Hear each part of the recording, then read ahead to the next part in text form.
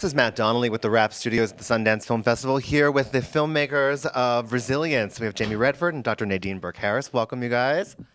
Thank you. Absolutely. So, really powerful and fascinating concept. Can you walk us through a little bit about what Resilience is about and what it hopes to achieve? Sure.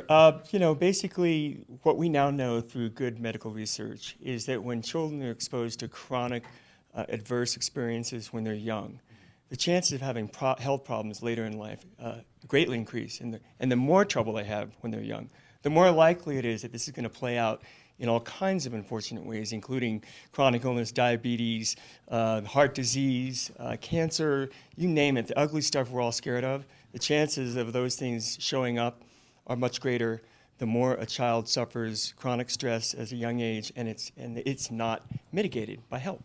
It seems like such a huge systemic problem to tackle. Like, are there first steps in preventing something like this? First steps are really, number one, with public awareness. I think a lot of people don't know the information that's in the film, which is, understanding this connection between adverse childhood experiences and health problems throughout the lifetime. And then the next steps are really using that science to do early screening and do effective intervention. So congratulations, the film is sold to Brainstorm Media. I understand there's a companion project with this movie as well called Paper Tigers. Can you tell me a little bit about that? Yeah, you alluded to it, which is this is so overwhelming. So we kind of broke it down into how do you prevent this syndrome, this stress from leading to poor health outcomes in life, and Resilience really looks at that. Paper Tigers, its companion film that was made at the same time, really looks at, there's always going to be those that slip through the cracks. And how do we take care of them as teenagers who are on the now moving into life carrying all of these problems, both emotional, physical, biological. So that film looks at how do we bring them back into the fold. Think about release. Will you probably screen it for medical community, public safety and awareness? Is that kind of activism in your rollout?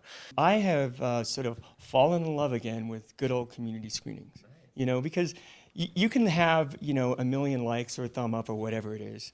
And it sort of sits there in this void. It's like, is this real?